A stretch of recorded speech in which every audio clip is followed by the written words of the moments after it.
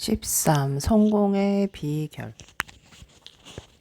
상업, 제국, 그리고 보편 종교는 모든 대륙의 사실상 모든 사피엔스를 오늘날 우리가 사는 지구촌 세상으로 끌어들였다.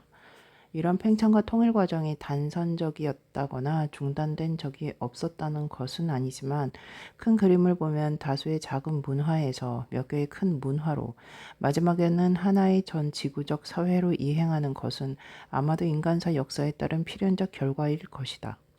하지만 지구촌 사회가 필연적이었다고 해서 최종 결과가 지금 우리가 사는 특정한 종류의 지구촌 사회처럼 되어야 한다는 법은 없다.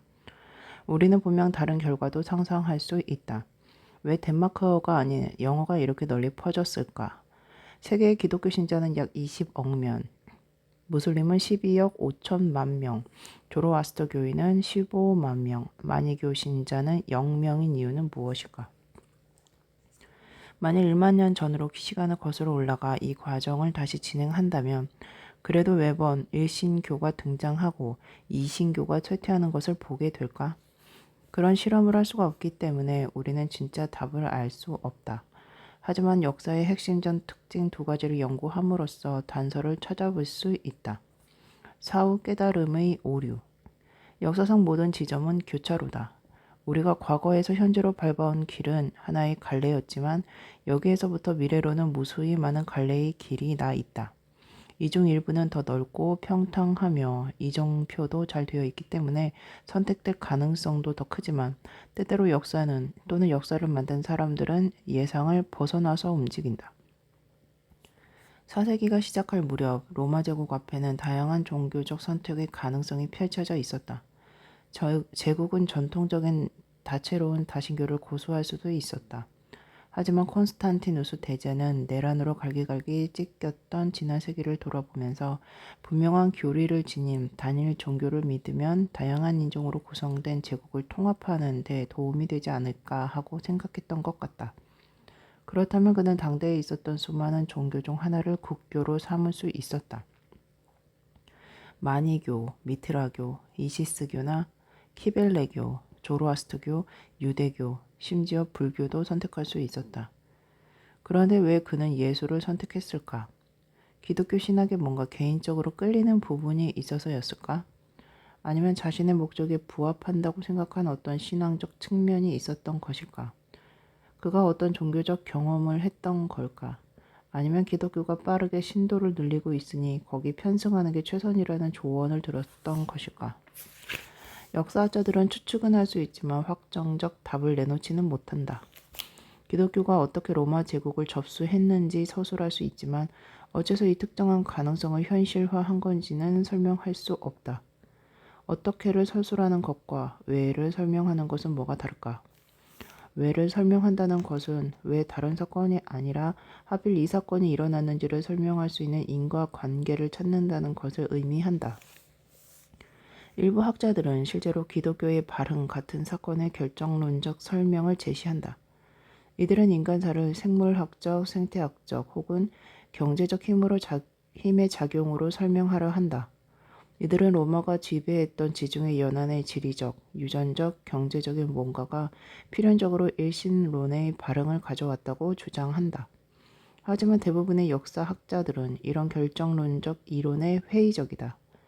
학문 분과로서의 역사학이 지닌 가장 뚜렷한 특징 중 하나는 특정한 역사 시대에 대해 많이 알면 알수록 왜 하필 이를 그런 식으로 전개되었으며 다른 식으로는 전개되지 않았는지를 설명하기가 점점 더 어려워진다는 점이다. 특정 시대에 대해 피상적인 지식만 있는 사람들은 실제로 실현된 가능성에만 초점을 맞추려는 경향이 있다.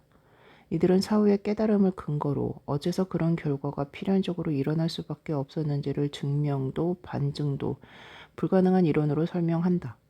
반면에 해당 시대에 대해 더 깊이 알고 있는 사람들은 실제로 진행되지 않은 경과를 훨씬 많이 인식하고 있다. 사실 그 시대를 가장 잘 아는 사람들, 다시 말해 그 시대에 살았던 사람들이야말로 그 시대를 가장 모르는 사람들이다. 사후의 깨달음에 의해 필연적인 것처럼 보이는 것이 정작 그 시대에는 전혀 명백하지 않은 일이었다. 이 역사의 철칙은 오늘날에도 그대로 적용된다. 우리는 글로벌 경제 위기에서 벗어난 것인가? 아니면 최악의 위기가 곧 닥쳐올 예정인가? 중국이 성장을 계속해서 선도적 초강대국이 될까? 미국은 헤게모니를 잃을까? 일신론적 근본주의가 급증하는 것은 미래의 파도일까? 아니면 장기적 중요성은 별로 없는 국지적 소용돌이일까? 우리는 환경적 재앙으로 향하고 있는가? 아니면 기술적 파라다이스로 향하고 있는가? 어느 쪽이든 이를 뒷받침하는 훌륭한 주장이 존재하지만 확실히 알 방법은 없다. 그러나 불과 몇십 년 지나지 않아 사람들은 과거를 돌아보면서 이 모든 질문에 대한 해답은 명백하다고 생각할 것이다. 특히 동시대 사람들에게 아주 희박해 보였던 가능성이 종종 실현되곤 한다는 사실을 강조할 필요가 있다. 306년 콘스탄티누스 대제가 제위에 올랐을 때 기독교는 비밀스러운 동방의 분파에 지나지 않았다. 당시에 이 종교가 곧 로마의 국교가 될 참이라고 누가 말했다면 사람들은 웃다 못해 방 밖으로 뛰쳐나갔을 것이다. 오늘날 당신이 2050년이 되면 힌두교의 아레 크리슈나 교단이 미국의 국교가 될 것이라고 말할 경우 당한 일과 마찬가지로 말이다. 1913년 10월 볼셰비키는 러시아의 작은 급진주의 파벌에 지나지 않았다. 이성 있는 사람이라면 이 파벌이 불과 4년 내에 이 나라를 접수하리라고는 예측하지 않았을 것이다. 기원 후 600년에는 사막에 살던 한 무리의 아랍인이 머지않아 대서양에서 인도에 이르는 광대한 지역을 정복할 것이라는 생각이 더더욱 터무니없었을 것이다. 실제로 만일 비잔틴 제국의 군대가 이슬람의 첫 맹공을 격퇴할 수 있었다면 이슬람교는 오늘날 한 줌의 전문가들만이 아는 무명의 종교로 남아 있었을 것이다. 만일 그랬다면 학자들은 메카의 중년 상인에게 내려진 계시를 기반으로 한 신앙이 어째서 널리 퍼질 수 없었는지를 매우 쉽게 설명할 수 있었을 것이다. 모든 일이 가능하다는 말은 아니다. 지리적, 생물학적, 경제적 힘은 제약을 만들어낸다. 하지만 그 제약 속에도 어떤 결정론적 법칙에도 매이지 않은 것처럼 보이는 놀라운 일이 전개될 여지는 매우 많다. 이런 결론은 역사가 결정론적이기를 바라는 많은 사람들을 실망시킨다. 결정론은 호소력이 있다. 우리가 사는 세상과 우리의 믿음은 우리가 국민 국가에 살며 자본주의 원리에 따라 경제를 조직하고 인권을 열렬하게 신봉하는 것은 역사의 자연스럽고 필연적인 결과라는 것을 시사하기 때문이다. 역사가 결정론적이지 않다고 인정하는 것은 오늘날 대부분의 사람들이 믿는 민족주의, 자본주의, 인권이 우연에 불과하다고 인정하는 것이나 마찬가지다. 역사는 결정론으로 설명될 수도 예측될 수도 없다. 역사는 카오스적이기 때문이다. 너무나 많은 힘이 작용하고 있으며 이들 간의 상호작용은 너무 복잡하므로 힘의 크기나 상호작용 방식이 극히 조금만 달라져도 결과에는 막대한 차이가 생긴다. 그뿐만이 아니다. 역사는 이른바 2단계 카오스계다. 카오스계에는 두 종류가 있다.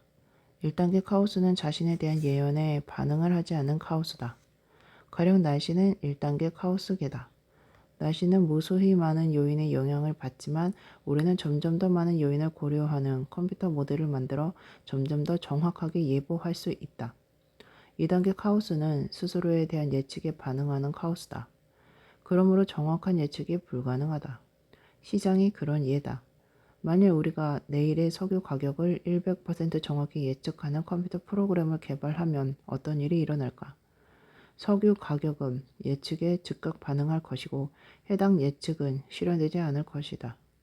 현재 가격이 배럴당 90달러인데 내일은 100달러가 될 것이라고 절대적으로 옳은 컴퓨터 프로그램이 예측한다면 어떻게 될까? 거래인들은 그 예측에 따른 이익을 보기 위해 급히 매입 주문을 낼 것이고 그 결과 가격은 내일이 아니라 오늘 배럴당 200달러로 치솟을 것이다. 그러면 내일은 어떤 일이 일어날까? 아무도 모른다. 정치도 2단계 카오스계다. 소련 연구가들은 1989년 혁명을 예측하지 못했고 중동 전문가들은 2011년 아랍의 봄 혁명을 예측하지 못했다. 이를 두고 비난하고 호평하는 사람들이 많지만 이런 비난은 공정하지 못하다. 혁명은 그 정의상 예측이 불가능하다. 예상 가능한 혁명은 결코 발생하지 않는다. 왜일까? 지금이 2010년이라고 가정하고 다음과 같은 일을 상상해보자. 천재적인 일부 정치학자들이 컴퓨터 천재들과 손잡고 결코 틀릴 수 없는 컴퓨터 알고리즘을 개발한다. 이 알고리즘을 매력적인 인터페이스와 결합하면 혁명 예측 장치로 시장에 내놓을 수 있다. 이들은 많은 성금을 받고 이집트의 호스니 무바라크 대통령에게 이 서비스를 제공한다. 그리고 자신들의 예측에 의하면 이듬해에 틀림없이 이집트에서 혁명이 일어날 것이라고 말해준다. 그러면 무바라크는 어떻게 반응할까? 가장 가능성이 큰 행동은 즉시 세금을 낮추고 시민들에게 수십억 달러의 지원금을 풀고 만일에 대비해 비밀 경찰을 보강하는 것이다. 이런 선제 조치는 효과를 낸다. 해가 바뀌고 시간이 흘렀지만 놀랍게도 혁명은 일어나지 않았다. 무바라크는 환불을 요구한다. 당신의 알고리즘은 쓸모가 없어. 그는 정치학자들에게 소리친다. 그 돈을 뿌리지 않았다면 궁을 하나 더 지을 수 있었어. 정치학자는 반론을 편다. 하지만 혁명이 일어나지 않은 이유는 우리가 그것을 예측했기 때문이다. 무바라크는 경호원들에게 그들을 체포하라고 손짓하면서 말한다. 일어나지 않은 일을 예언하는 예언가라고. 그런 놈이라면 카이로 시장에 가서 거의 공짜나 가까운 값에 열 몇 명이나 고용할 수 있었겠지. 그러면 왜 역사를 연구하는가? 물리학이나 경제학과 달리 역사는 정확한 예측을 하는 수단이 아니다. 역사를 연구하는 것은 미래를 알기 위해서가 아니라 우리의 지평을 넓히기 위해서다. 우리 현재 상황이 자연스러운 것도 필연적인 것도 아니라는 사실을 이해하기 위해서다. 그 결과 우리 앞에는 우리가 상상하는 것보다 더 많은 가능성이 있다는 것을 이해하기 위해서다. 가령 유럽인이 어떻게 아프리카인을 지배하게 되었을까를 연구하면 인종의 계층은 자연스러운 것도 필연적인 것도 아니며 세계는 달리 배열될 수도 있었다는 사실을 깨달을 수 있다. 역사의 여신은 장님. 우리는 역사가 하는 선택을 설명할 수 없지만 그 선택에 대해 매우 중요한 발견을 할 수는 있다. 역사의 선택은 인류를 위해 이루어지는 것이 아니라는 사실이다. 역사가 펼쳐짐에 따라 인류의 복지가 필연적으로 개선된다는 증거는 전혀 없다. 인류에게 이로운 문화가 반드시 성공하고 퍼진다든가 덜 이로운 문화는 사라진다든가 하는 증거도 없다. 기독교가 만이교보다 더 나은 선택이 있다든가 아랍 제국이 페르시아의 사산 왕조보다 더 도움이 되었다는 증거도 마찬가지로 없다. 역사가 인류에게 이익이 되는 방향으로 작동한다는 증거는 없다. 왜냐하면 우리에게는 그런 이익을 측정할 객관적 척도가 없기 때문이다. 문화에 따라 무엇이 선인지에 대한 정의가 달라지는데 어느 쪽이 옳은지를 판단할 객관적인 척도는 우리에게 없다. 물론 늘 승자는 자기네 정의가 옳다고 주장할 것이다. 하지만 우리가 왜 승자의 말을 믿어야 하는가? 기독교인들은 기독교가 만이교에게 승리한 것이 인류에게 유익했다고 믿는다. 하지만 우리가 기독교 세계관을 받아들이지 않는다면 그들과 의견을 같이 할 이유가 없다. 무슬림들은 사산 왕조 제국이 무슬림의 손에 무너진 것이 인류에게 이익이 되었다고 믿는다. 하지만 이런 이익이 명백한 것은 우리가 무슬림 세계관을 받아들였을 때뿐이다. 어쩌면 기독교나 이슬람교가 사라지고 패배했더라면 우리는 더욱 잘 살았을지도 모른다.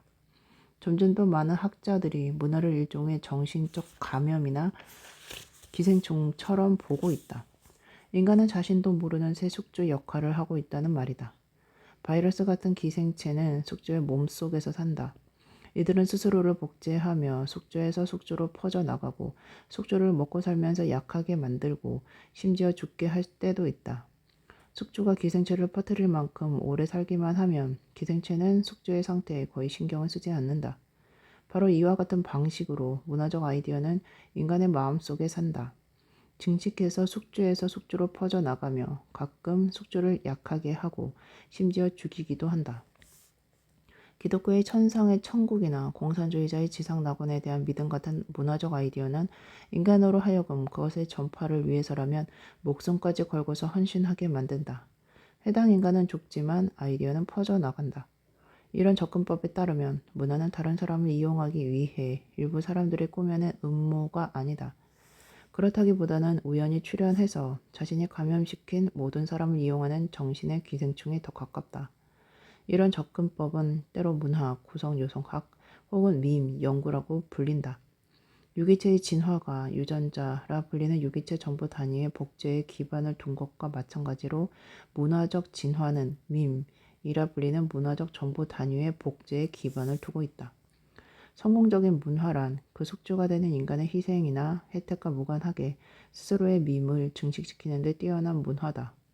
대부분의 인문학자들은 밈 연구를 멸시한다. 문화적 과정을 조악한 생물학적 유추를 통해 설명하려는 아마추어적 시도로 보는 것이다. 하지만 그런 학자 중 많은 이가 민 연구의 쌍둥이 자매격인 포스트모더니즘을 고수한다. 포스트모더니즘 사상가는 문화를 건축하는 벽돌로서 밈이 아니라 담론을 들먹이지만 이들 역시 문화는 인간의 이익과 무관하게 스스로 퍼져나가는 존재라고 생각한다. 이들은 가령 민족주의를 19세기와 20세기에 퍼져서 전쟁, 압제, 증오, 인종 청소를 일으킨 치명적 전염병으로 묘사한다. 한 나라의 사람들이 거기 감염되는 순간 이웃나라의 사람들은 그 바이러스에 감염될 가능성이 컸다. 민족주의 바이러스는 스스로가 인간에게 혜택이 된다고 포장하지만 실제로는 주로 자기 자신에게만 이익이 된다. 사회과학에서도 게임 이론의 비호 아래 비슷한 주장이 흔히 이야기된다. 게임 이론은 다수가 참여하는 게임에서 어떻게 모두에게 해가 되는 시각과 행동 패턴이 뿌리를 내리고 퍼져나가는지를 설명해준다. 유명한 예가 군비 경쟁이다.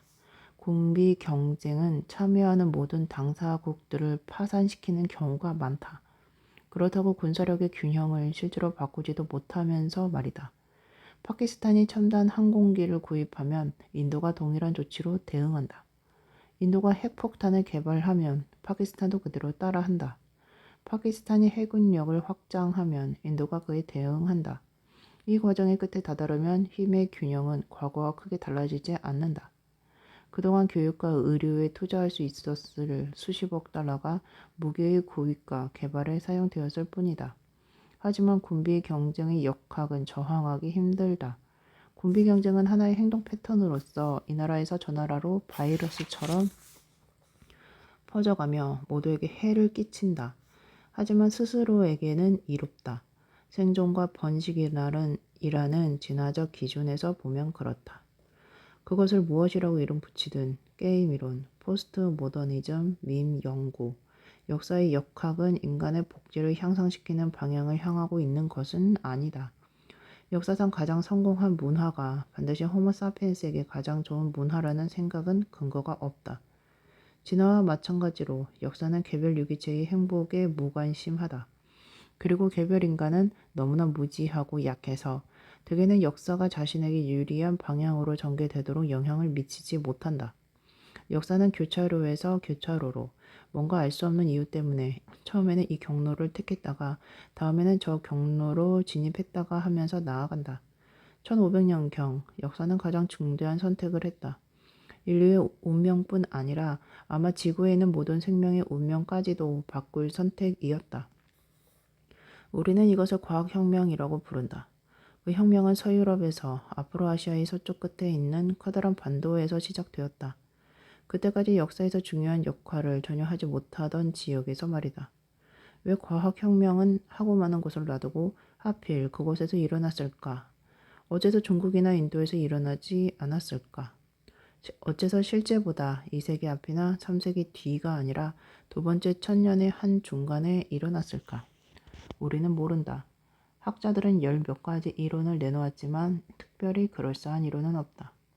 역사는 무수히 많은 가능성들이 있는 드넓은 지평을 갖고 있으며 그중 많은 가능성들은 영영 실현되지 않는다. 세대에서 세대를 거듭하면서 역사가 진행되지만 과학혁명을 비켜가는 흐름도 얼마든지 상상 가능하다. 기독교나 로마 제국, 금화가 없는 역사를 상상하는 게 이상할 것이 없는 것과 마찬가지로 말이다.